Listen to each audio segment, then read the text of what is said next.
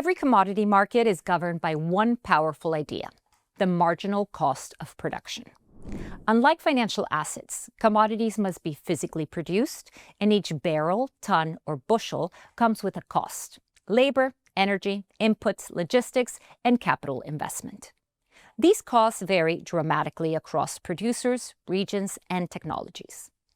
Understanding how these cost structures stack up and how marginal producers set the long-run price is essential for anyone analyzing commodity fundamentals. Let's start with the concept of the cost curve. A cost curve ranks producers from lowest cost to highest cost. At the left side of the curve sit highly efficient, large-scale producers. At the right side, the marginal producers, those whose costs are the highest and whose production only occurs when prices make it worthwhile. This curve is the backbone of price formation. In the long run, prices must be high enough to keep the marginal producers in business. If prices fall below the marginal cost, supply eventually declines as high-cost producers shut down or suspend operations, tightening the market until equilibrium returns. Different commodities have different cost dynamics. In metals like copper or aluminum, cost structures vary by ore grade, energy, intensity, and capital requirements.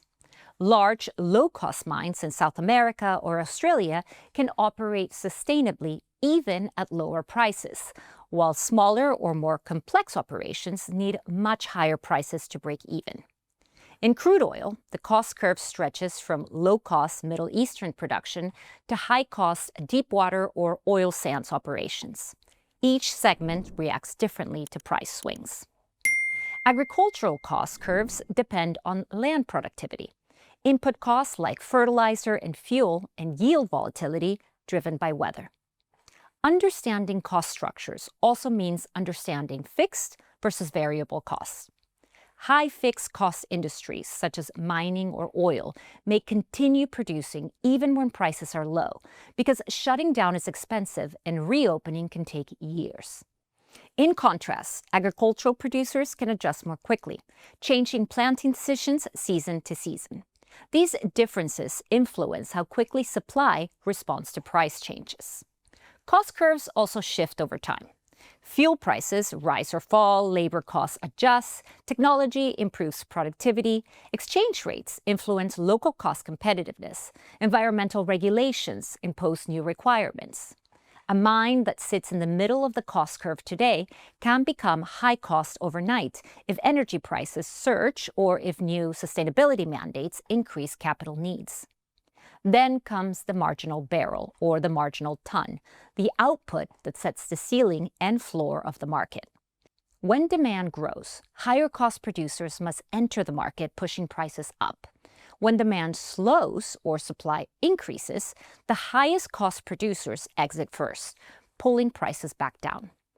This dynamic explains why commodity prices do not simply reflect average costs. They reflect the economics of the producers at the edge of the curve. Capital expenditure cycles further amplify these effects. Commodity supply often moves in long waves because bringing new capacity online takes years of investment. Underinvestment today means shortages in the future. Overinvestment can lead to multi-year gluts. Understanding capex cycles is crucial for forecasting future supply because cost curves don't just describe the present, they shape the future. Cost structures and marginal production economics form the foundation of long-run commodity pricing. They explain why prices move, how supply adjusts, and why shocks sometimes take years to resolve. For producers, consumers, and traders, reading the cost curve is essential for understanding market resilience, stress points, and future supply risks.